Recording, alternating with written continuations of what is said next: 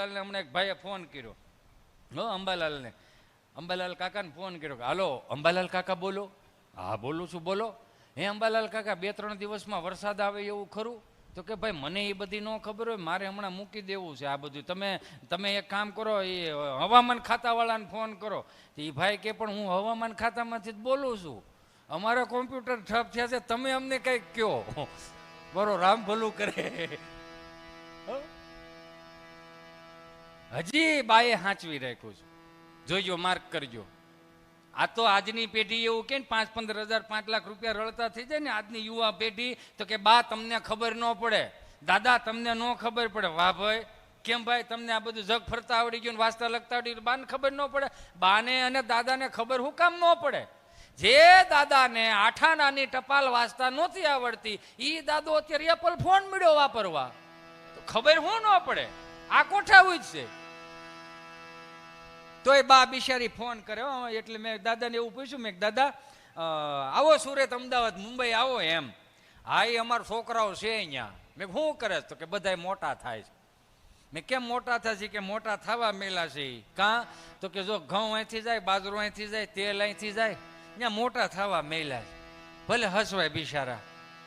હમણાં જો હું મારી 2 જગ્યા તારે માન બધા ગયા હતા, શેઠા હામા કરતા હતા ને, તો રાપ આગતો હતો. જો આ એની ભાષાની વાત કરું, હાવ દેશી તળપદી ભાષા. હું હાથી આગતો હતો ને રાપ આગતો હતો, 2 કાચની સિંહી જેડી મોટી મોટી, હું ફોડી નાખતો હતો. ત્યાં ડોશી બોલ્યા, ભલા રે શીપડાને બી ભરવા થાય. એકમાં શીપડાને બી ભર્યા ને એકમાં મુખવાસ ભર્યા. ત્યાં જમનામાં ભાળી ગયા. હે ગંગા આવી હારી ક્યાંથી લાવી સિંહિયું? તો કે કોને ખબર, શેઠે જડી હતી. તો કે હવે જડે જ કેજે. તો ગંગામાં જમનામાં કીધું, એ અત્યારે ન જડે, દિવાળી ઉપર બહુ જડે, જેમ હાથી આવે ને એમ જડે. બરો રામ ભલું કરે, બહાર નીકળવાની વાત છે આમાંથી. તોય બા ફોન કરે, હો બા ફોન કરે છોકરાને વાવો ને, હાલો ન્યા જ લાગ્યો છે ને, રસીલાલ લાગ્યો, હાલો જય સ્વામિનારાયણ. રસીલા તાર હા હું બોલું? હા બા બોલું, જય સ્વામિનારાયણ, કેમ છો? મને સારું છે. રંભા કાકી કહેતા હતા રસીલા બીમાર થઈ ગઈ. હા બા થોડીક તકલીફ થઈ ગઈ હતી. તો ડાક્ટરને બતાવ્યું બેટા? હા બા ડૉક્ટરને બતાવ્યું. શું કીધું ડાક્ટરે? ડૉક્ટરે બા આરામ લેવાનું કીધું. કાંઈ નથી કરશું તોય આરામ લેવાનું કીધું.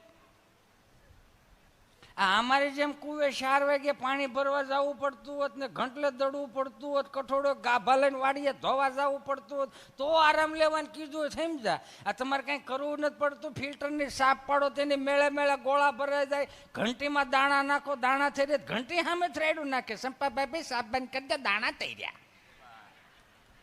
ગોદડા ધોવા જવા પણ નહીં, ડબ્બામાં ગોદડું નાખ, ગોદડા ધોવાઈ જાય. અમારી જેવું જ નથી ને બાપા. 20 ના ટોળા હોય, એમાં દળવું પડતું. 20 માં પાછા 8 તો એવો હોય 14નું ખાય, એટલે શાળીના ટાર્ગેટમાં દળવાનું. અને કઠોળો ગાભા લઈને વાડીએ ધોવા જવાનું. ગોદડા જો 5 છોકરા 5 દૂન 10 ગોદડા લઈને જવા પડતા. કેમ બા 5 દૂન 10 ગોદડા? ડાયપર નહીં ને બટા અમારા વખતમાં છોકરાઓ માટેના, એટલે વાદળા વીખવા વાડીએ જવાના. અને શું છે એવું ને, એક ભાઈ બિચારો દવાખાને ગયો ને, એટલે ડૉક્ટર સાહેબ પાસે બેઠો. એટલે ડૉક્ટર સાહેબે એવું કીધું, શું થાય છે? એ હું થાય એવું કીધું ને, તો ઓલો સામે ઓળો માણા ગળગળો. આમાં શિવરંજની વગાડો ભાઈ, કરુણ રસમાં, કરુણ રસ બધો, પણ કરુણ રસમાં હાસ્ય રસ પીરસવાની એક નાનકડી એવી રજૂઆત કરું છું, ધીમે ધીમે. હો સાહેબ, એ સાહેબે ડૉક્ટર સાહેબે ઓલા દર્દીને પૂછ્યું, શું થાય છે? શું થાય છે એવું કીધું ને, બોલો ભાઈ ગળગળ, સાહેબ 40 વર્ષ થયા લગ્ન છે એના, 40 વર્ષમાં મારા હાટુભાઈએ મને ન પૂછ્યું તને કેમ છે, મારા હારે મને કોઈ દી ન પૂછ્યું કેવું હાલે છે. પણ ડૉક્ટર સાહેબ તમે ભગવાનના ઘરનું માણસ, તમે મને પૂછ્યું શું થાય છે, મને કોઈ ન પૂછ્યું, તમે એક મળ્યા શું થાય, શું થાય એ જ તો કહું છું સાહેબ. 8 વાગે જાગી 3 ખાનાનું ટિફિનનું ડબલું લઈને કામે જાવું પડે. પુરુષ છીએ, જવાબદારી વાળા છે, કામે જવું જ પડે. કામે જવા મને સાહેબ વાંધો કાંઈ નથી, પણ ગુજરાતના પુરુષોએ હું પાપ કર્યા છે, હું પાપ કર્યા છે કે એક જણો કામે જાય 9 મોઢા નકરું ખાવ ખાવ ખાવ ખાવ, બીજી વાત નહીં. નવે 9 કામે સડી જતો કેનેડા અમેરિકા નો જવું પડે સાહેબ. મને તો એ થાય સાહેબ, ધોની સાહેબ નો સૂટ હોય ને, ધોની સાહેબ નો સૂટ એ 7 કરોડમાં વેચાણો, મોદી સાહેબ નો સૂટ 4.5 કરોડમાં વેચાણો. પણ ગુજરાતના પુરુષોએ હું પાપ કર્યા છે. એના બુસ્કોટના ને એના લેંઘાના તમને કોઈ પ્લાસ્ટિકની ડોલું ટબ જ આવે સાહેબ. એને હું પાપ કર્યા છે. હું થાય એ જ તો કહું છું સાહેબ. 3 ખાનાના ટિફિનના ડબલામાં ઉપરમાં રોટલી અમીબા આકારની, જે દેશને યાદ કરે એવી રોટલી, નીચે વટાણા બટેટાનું શાક. ધીમે ધીમે સાહેબ, નીચે વટાણા બટેટાનું શાક. અમે 2 માણસ ઝઘડો કરીને વટાણું બટેટા ધક્કો મારે, બટેટું વટાણા ધક્કો મારે. વટાણું પૂગી ન હકે, ટિફિનના ડબરામાં તડિંગ તડિંગ તડિંગ તડિંગ ચા રાખે. વચમાં ગુંદાનું અથાણું, મારી બાએ બનાવેલું ગુંદાનું અથાણું. એની રેસીપી એટલે એની રેસીપી, મારી બા ગઈને રેસીપી લેતી ગઈ.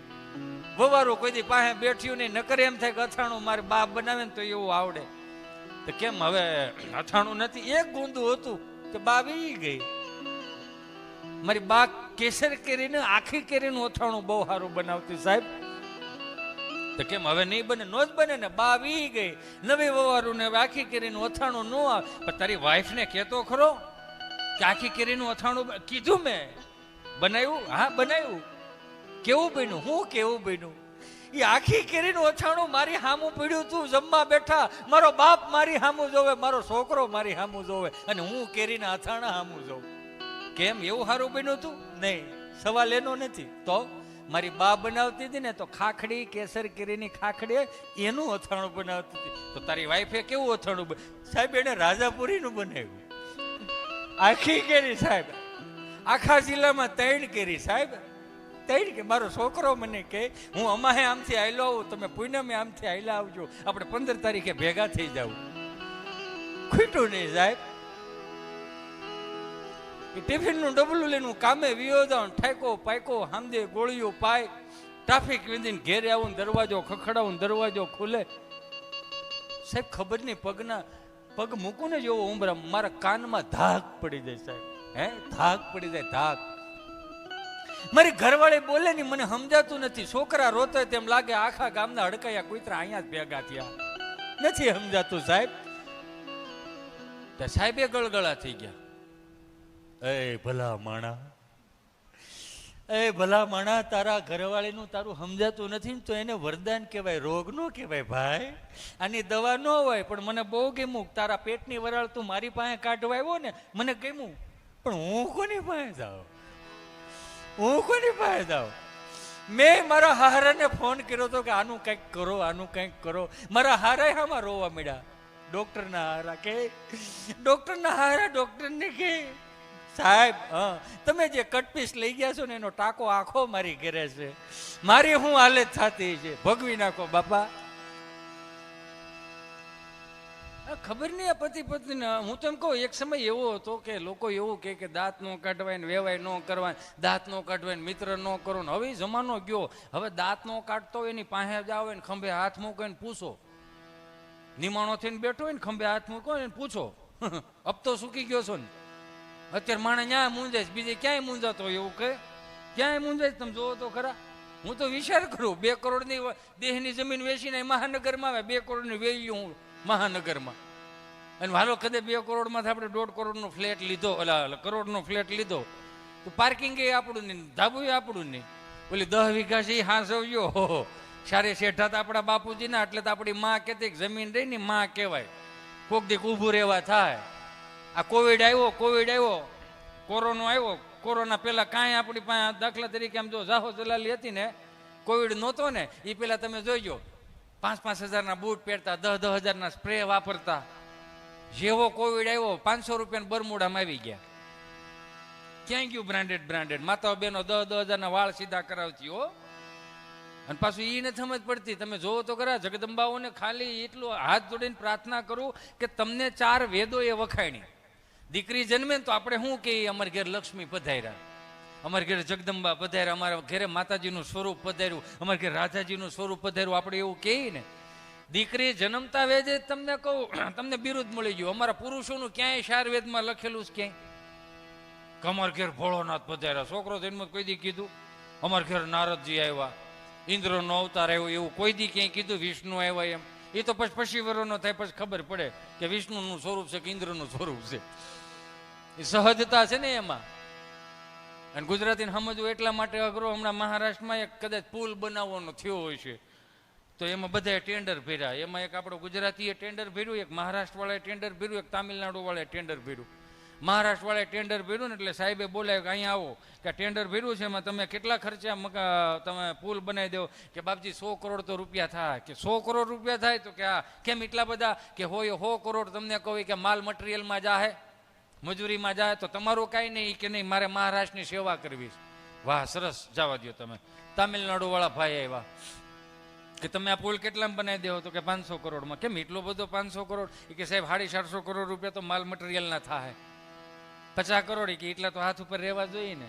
એમાં આપણો ગુજરાતી એવો બોલે. સાહેબે પૂછ્યું કે આ કેટલા કરોડમાં તમે પુલ બનાવી દેહો? તો કે 1000 કરોડ. કેમ એટલા બધા? કે સાહેબ 250 કરોડ તો પેલા તમારા, 250 કરોડ મારા. તો પુલ કોણ બનાવશે? તો કે પેલા તામિલનાડુ વાળાને આપી દો. બોલો લ્યો, આ ગુજરાતી. તમે અત્યારના છોકરાઓને તકલીફ આપણને કઈ નથી. અત્યારના છોકરાઓને જોઈએ આપણને આમ એક જોતા દઈ આવે. અમે છે ને બાના ખોળા મોટા છે, કાકાના ખોળા મોટા છે, બધાને મોટા છે ને, એટલે હું હાથ જોડીને પ્રાર્થના કરું છું, કુનું મંડળી લઈને બધી ફરવા લઈ જાવ ને, તો એકાદો દિવસ એવો રાખો 5-15 દી બાન દાદા એ છોકરાઓ રમવા જોઈએ. 80 વર્ષના અનુભવો રાખ થઈ જાય ને પેલા લેતા શીખી જાઓ. હજી ગામડામાં કદાચ એ ગોલકી હાંચવીને બા બેઠી છે ને, ગોલકી હાંચવીને, એટલે હજી વિમલના ઠેલા સુરત, અમદાવાદ, મુંબઈ આવે છે. 4 ઘર ફરો તો તમને કહું 2 કળશો સહાય મળે તોય બા બિચારી 5 ઘર ફરી અને સાહ્યું મોકલે. હમણાં એક દાદા બેઠા ને પૂછતા મેં દિવાળી, મેં દાદા રામ રામ. રામ રામ બોલો, આવી ગયા દિવાળીઓ કરવા એમને? મેં કીધું હા હો. હા ભલે આવ્યો, પણ ડોહો ફટાક્યા સેટા પડજો. મેં કાં કે માંડ કપા ભેળો થયો. આ નયા વી ગયા તો કપા ભેળો થયો. તમે આઠમે આવ્યા હતા ને સેલ્ફી લઈને ગયા હતા લીલા કપાની, ઝૂકે કે નહીં? રોકવું જોઈએ, નકર અંબાલાલાને વાઈટું કરી નાખે. ટાણે માલ લઈ લેવો પડે ઘેરે. તમે દીકરાઓ આવ્યા છો, મેં કીધું સારું.